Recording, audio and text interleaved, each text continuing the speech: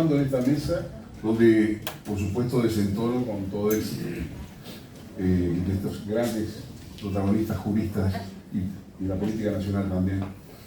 Pero es un honor estar dirigiéndome hacia ustedes, con quienes compartimos causas esenciales para la vida del país y para todos nosotros. Yo antes que nada quisiera hacer una pequeña corrección sobre el flyer que estuvo circulando para promocionar este evento, en la cual en mi foto aparece con por detrás mío una pequeña bandera del partido Cabildo Abierto, por lo cual es probable que haya llamado a confusión y se han comunicado conmigo, me han llamado para consultarme sobre el tema, y la respuesta es que yo no estoy perteneciendo a ningún partido político, no represento a ningún partido político. Yo me retiré de la política partidaria. No es algo que haya sido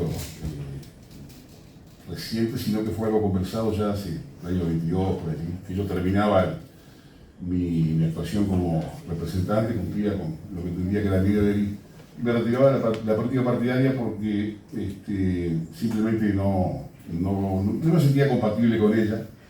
Lo que sí jamás me retiraría son de este tipo de causas, las cuales siento muy mía, porque aparte siento la vergüenza de no haber podido todavía colaborar fuertemente para que aparezca una solución para esta causa. Y simplemente eso. Aquí en esta mesa no van a encontrar absolutamente ningún tipo de política partidaria, de interés mezquino, de tener alguna búsqueda de algún voto, algún beneficio en ese sentido. Por eso para mí, insisto, es un gran gusto y honor estar aquí compartiendo con mis amigos a esta altura, peleando, luchando por esta causa. Yo sinceramente preparé y escribí muchísimo en estos días, mucho material que podría estar horas hablando sobre el tema. Me ensimismé mucho en este asunto, en cada aspecto de la convocatoria, y es mucho lo que emana y lo que uno quisiera decir. 1985, la recuperación democrática, lo que fue la ley de amnistía, que yo en ese momento recuerdo, yo tenía 21 años, y recuerdo que sentí que mucha gente que había cometido delitos, que había asesinado, que había puesto bombas, había hecho terrorismo, serían liberadas. También mucha gente que era seguramente inocente, que no tenía ningún delito cometido, iba a ser también liberada, cosa que sentí que era muy importante. Pero muchos otros que efectivamente habían delinquido, habían cometido actos de terrorismo y que nunca pisaron una comisaría ni estuvieron un día presos, esos jamás serían perseguidos, jamás se les reclamaría por sus actos y podrían caminar completamente libres de nosotros. Y todo eso yo entendí que era bueno, que era buena cosa, que era un cierre a una etapa muy dolorosa para todos. Fue un cierre a una parte. Faltaba lo que a los meses se dio, que fue la aprobación de la ley de caducidad en el Parlamento Nacional. Y bueno, luego vinieron los plebiscitos, referéndum, y por supuesto en el 2011 la interpretación, cosa que yo en aquel momento recuerdo la indignación que sentí, y que yo hasta el día de hoy llamo la gran estafa a la voluntad del voto nacional, para una causa sobre todo tan cara como la que estamos en este momento refiriéndonos. Así que lo que hice fue,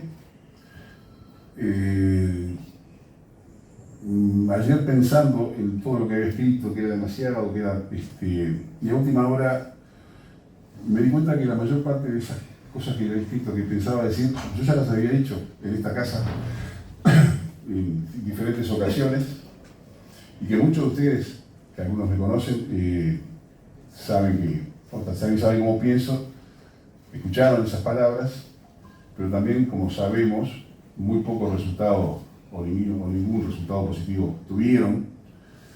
Así que descarté todo lo que había preparado anterior al día de ayer y decidí hablar desde lo más profundo, en un intento de acceder al público desde otro lugar y quizás con suerte a otras personas también. Y la verdad no me resultó fácil decidir la forma de encarar esta charla, estos minutos. Así que me disculpo de antemano, pero voy a intentar leer parte de lo que quise, que lo que quiero decir, porque quiero tratar de ser muy preciso en lo que expreso. Se siente una tremenda responsabilidad, porque debe hablar con el corazón y a la vez no desperdiciar la oportunidad de intentar conseguir que quienes no piensan como nosotros puedan al menos dudar o replantearse en qué situación nos pone a todos de que en Uruguay haya personas muy mayores esperando la muerte separados de sus familias. Porque fuera de lo ideológico, de lo político o de cualquier resentimiento histórico, eso es lo único que queda.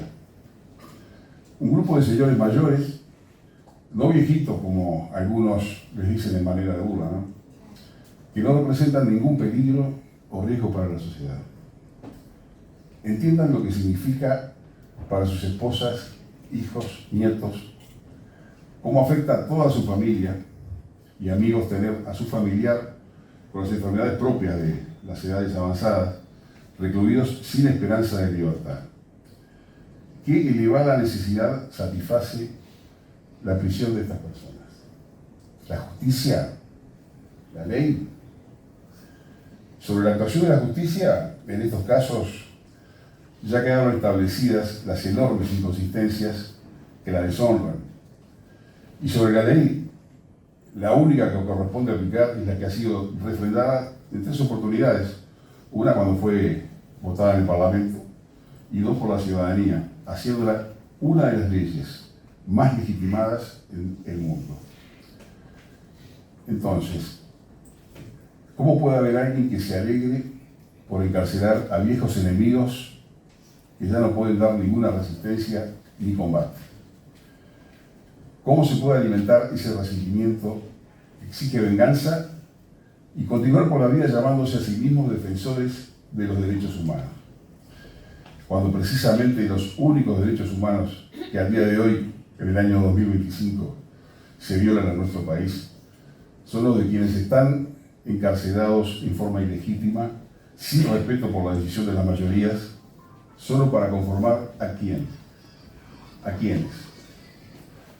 Que alguien me diga si existe algún militar, policía o civil que haya participado a partir de la orden emitida por el poder político de enfrentar a los grupos armados, que al día de hoy siquiera se le ocurra pensar en una revancha hacia los guerrilleros terroristas, en que vayan a prisión, en que sufran ellos o su familia.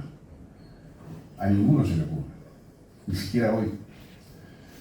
Ninguno de ellos cometió el error de adoctrinar a sus hijos inyectando el odio hacia los que fueron alguna vez sus enemigos, o mantener el espíritu de enfrentamiento vivo entre sus círculos de influencia. Todos continuaron con sus vidas y aceptaron convivir en sociedad sin reparar qué piensa o siente su vecino. No se puede vivir con el alma envenenada por el odio. Inevitablemente vuelve y mata. Ese veneno es lo peor que un padre le puede transmitir a sus hijos. Y sin embargo, vemos como nuevas generaciones son capaces de odiar tanto o más que las anteriores. ¿Qué sentimientos oscuros se pretenden mantener encendidos? Piensen qué sociedad se puede construir bajo esa prédica. ¿Qué futuro nos puede esperar como sociedad cuando una parte de ella se empeña sistemáticamente en fomentar la bronca y construir relatos que no representan a toda la verdad de lo ocurrido, para mantener así un estado de enfrentamiento permanente? Ahora me pregunto, ¿y si ese ataque permanente resultase algún día correspondido? ¿En dónde y cuándo terminarían los ajustes de cuentas? ¿Quién efectuaría el último golpe, el último ataque? ¿Quién provocaría la última herida? ¿Hasta cuándo un país puede existir reclamando venganza tras venganza? Bueno, exactamente por eso es que votamos por la vigencia de la ley de caducidad en el 89 y en el 2009. Era crucial terminar con el ciclo de persecuciones y reclamos, que no tiene nada que ver con la búsqueda de la verdad. En eso estamos de acuerdo. Claro que toda la verdad. sin romanticismos, la verdad pura, cruda y le duela a quien le duela. Es imperativo que se entienda de una buena vez que quienes votamos por mantener la ley de caducidad vigente no lo hicimos por estar políticamente de un lado o del otro. Y no se equivoquen, no se votó por miedo a que se enojaran los militares, como dijeron en el 89, después de perder, y por eso pidieron bis en el 2009. Los uruguayos jamás votamos por miedo o cobardía. Votamos porque queríamos la verdadera pacificación, sin dar lugar a la revancha y cacería de brujas. Votamos porque sabíamos que tarde o temprano sucedería lo que ocurre hoy, porque sabíamos que no alcanzaba con vivir en paz. Y vendría el día en que llegarían al poder quienes anhelaban su venganza y no habría justicia ni ley que fuera capaz de impedírselo. Votamos para mantener la ley de caducidad porque no queríamos imaginar un futuro donde tuviésemos que realizar ciclos de conferencias como este, para denunciar los atropellos a la justicia y a los derechos humanos de personas muy mayores que fueron separadas de sus seres queridos para morir encarcelados. No es el Uruguay que quiero, no es la democracia que nos merecemos. La voluntad del pueblo expresada en las urnas se respeta. Y es la obligación de los partidos políticos todos hacerla cumplir. Muchas gracias.